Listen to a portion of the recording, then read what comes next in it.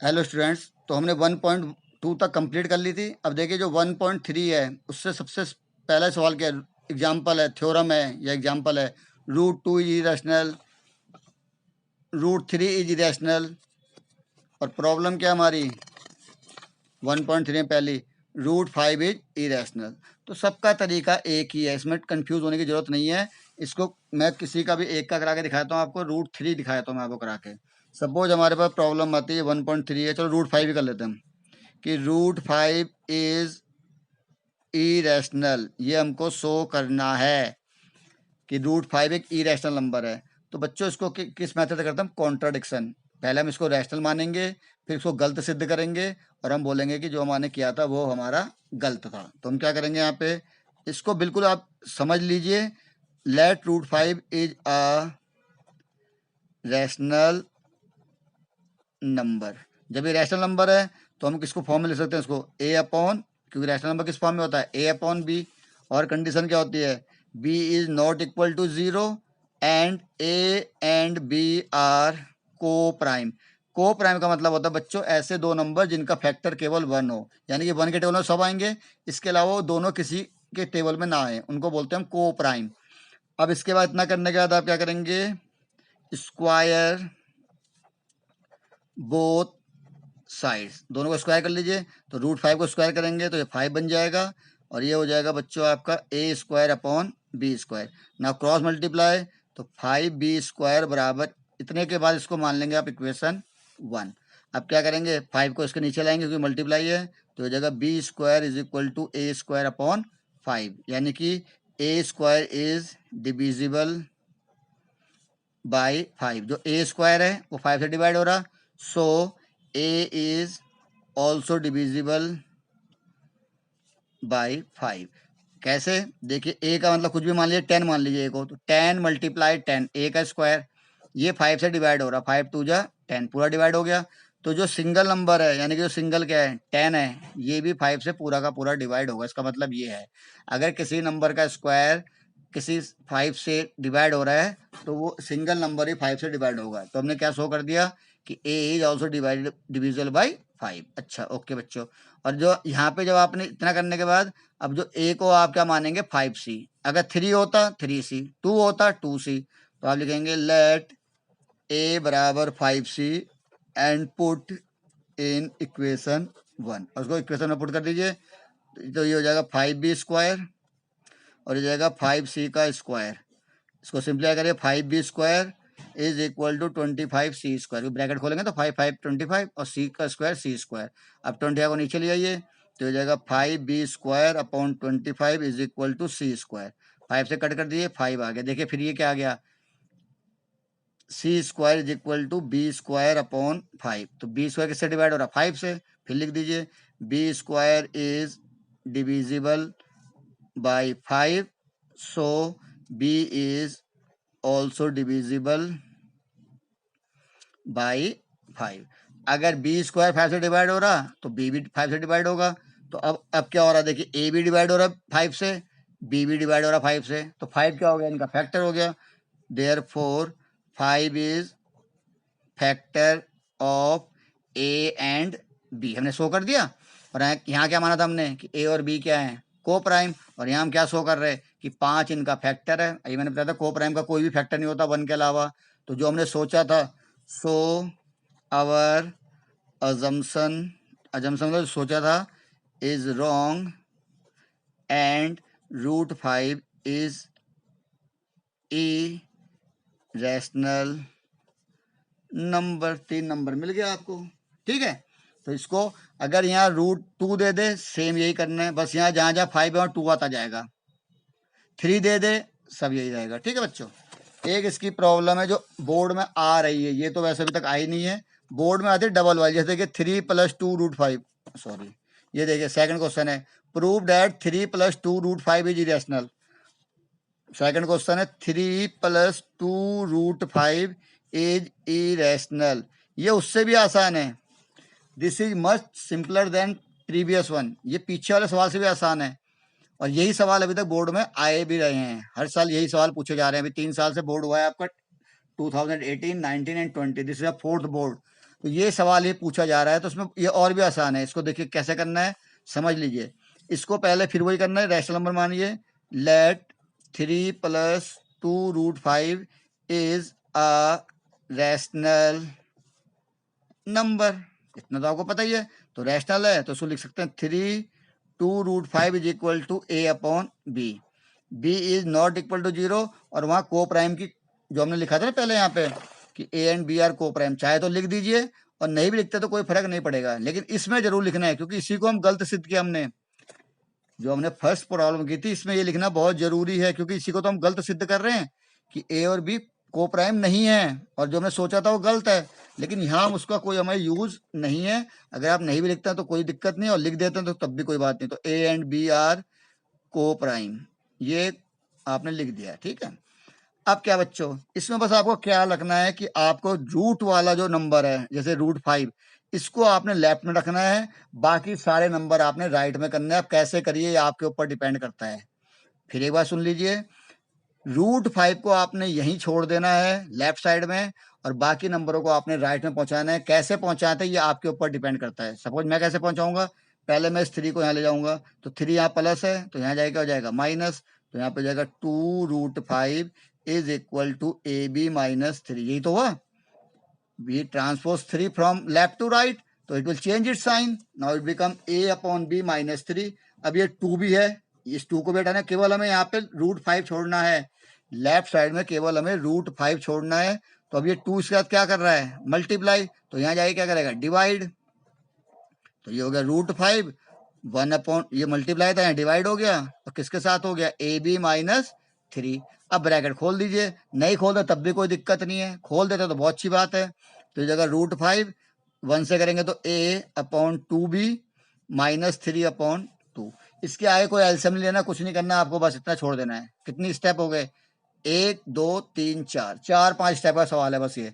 इतना करने के बाद आपने एक लाइन जो लिखनी है वो आप याद कर लीजिए। यहाँ लिखेंगे आप A and B are integers, integers हैं, सो जो राइट में आया है ये सब बन जाएगा रैशनल नंबर। कैसे बनेगा ये आप भूल जाइए, ये रैशनल नंबर बन जाएगा। तो सो A/2B - 3/2 is a rational number. ये कैसे बनेगा बाद में बताएंगे, लेकिन अभी आप इसको for the time being for board exam you have to prepare this one only, okay. तो अब ये देखिए, ये √5 है और ये हमने क्या बना दिया, पूरा का पूरा रैशनल नंबर। और √5 ने अभी क्या प्रूव किया था, √5 इज इरेशनल नंबर। तो irrational is equal to rational. ये हो सकता है कभी कि इरेशनल और रैशनल नंबर बराबर हो जाए, ये नहीं हो सकता। इट इज नॉट पॉसिबल, बस। So our assumption is wrong, so जो हमने सोचा था गलत है। And 3 + 2√5 is a irrational number. कुछ समझ में आया? तो आपने क्या करना है, पहले रैशनल मानना है, A/B लिखना है, और बाकी रूट को छोड़ के सारे नंबर आपने राइट में ट्रांसपोज करते जाने हैं, बस। और ये लाइन जरूर लिखनी है, A and B are integer, so this total is a rational number. एक और मैं कराता हूँ, इसमें से सपोज ये करता हूँ 7√5, ये तो सिंपल है, ये तो आपका कोई दिक्कत नहीं। देखिए अब 7√5, थर्ड का सेकंड पार्ट, 7√5 को हमें इरेशनल दिखाना है। तो इरेशनल हम दिखा नहीं सकते, तो हम क्या करेंगे, let 7√5 is a rational number. तो 7√5 को क्या लिख देंगे हम, A/B। वेरी गुड, अब समझदार हो गए आप। और B is equal to not equal to 0, ये लिख दीजिए बस condition. A and B are coprime लिखने की जरूरत नहीं है यहाँ पे। अब हमें 7 को ट्रांसपोज करना है, तो 7 यहाँ क्या है, मल्टीप्लाई में यहाँ जाएगा क्या हो जाएगा, डिवाइड, यानी कि यहाँ पहुंच जाएगा, या क्रॉस मल्टीप्लाई हो जाएगा। देखिए 7 यहाँ चल जाएगा, तो √5 का रह जाएगा A/, ये तो 3 लाइन में हो गया बस, 1 2 3।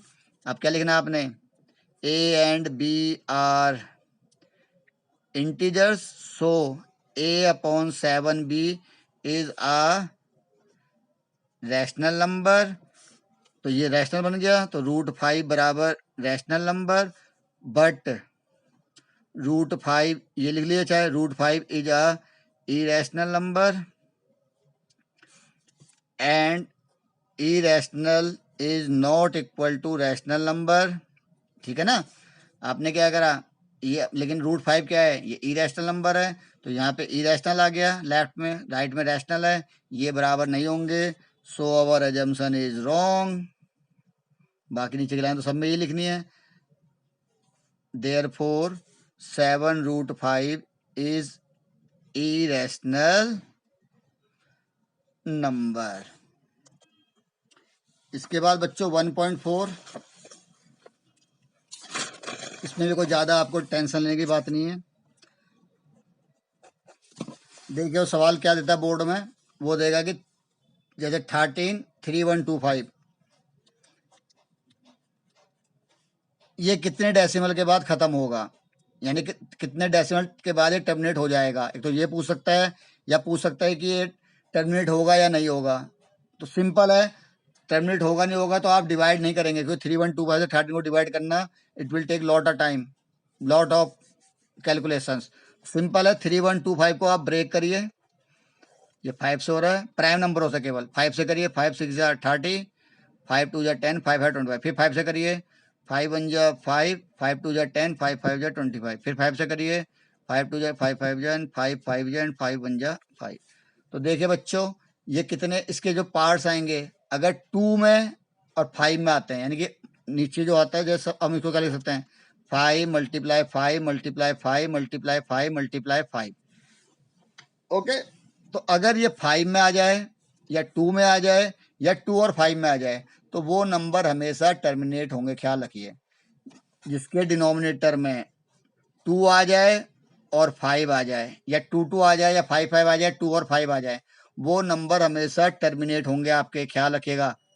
अगर उनको आप डिवाइड करेंगे तो वो ख़त्म हो जाएंगे, और इसके अलावा कोई नंबर आएगा तो वो टर्मिनेट नहीं होंगे। तो एक तो हमने बता दिया टर्मिनेट होगा। अब वो कह रहा है कि डेसिमल कितने लगेंगे, तो 5 की पावर कितनी है, 1 2 3 4 5, यानी कि हम क्या लिख सकते हैं, 5 की पावर 5 में सारे क्वेश्चन एक में करा रहा हूँ जिससे कि आपको एक ही सवाल से सब समझ में आ जाए। तो ये कितने डिजिट के बाद होगा, जो हाईएस्ट पावर होगी, तो 5 डेसिमल प्लेस, ओके।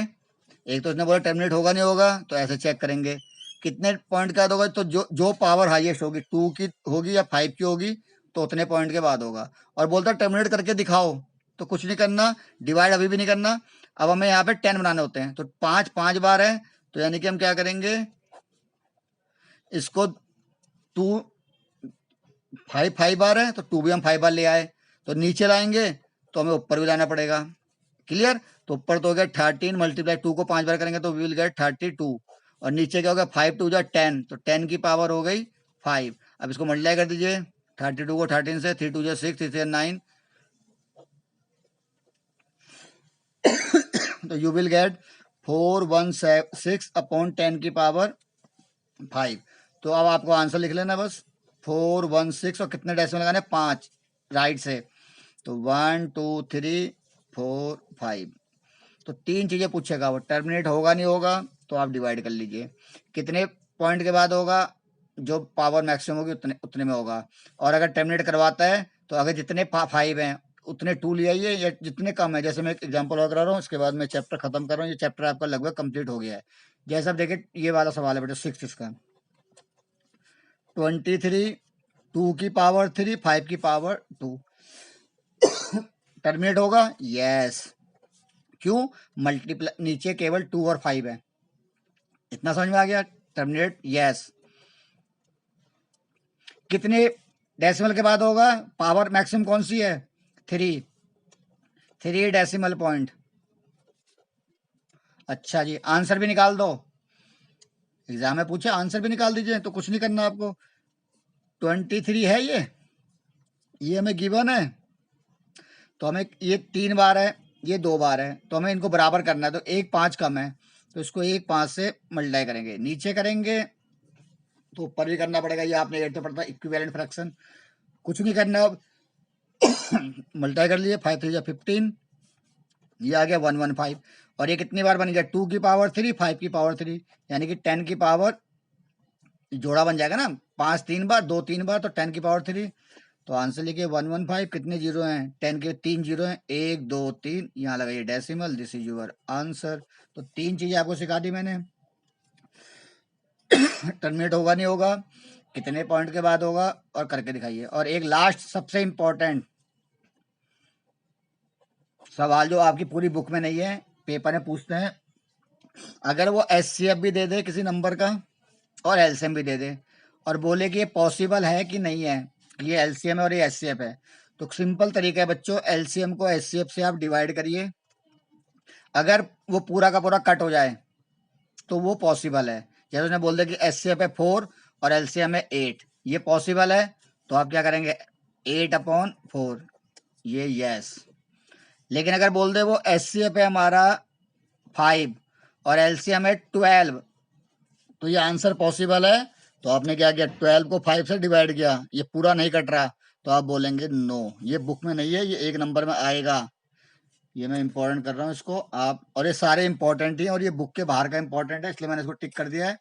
तो एलसीएम और एचसीएफ अगर 2 नंबरों का दे देता है तो आपने क्या, इनको डिवाइड करना, अगर वो पूरे के पूरे कट जाते हैं आपस में तो दैट इज यस, और अगर नहीं कटते हैं तो दैट इज नो। तो आई होप आपको फर्स्ट चैप्टर में मेरे ख्याल से सारा कुछ क्लियर हो गया होगा।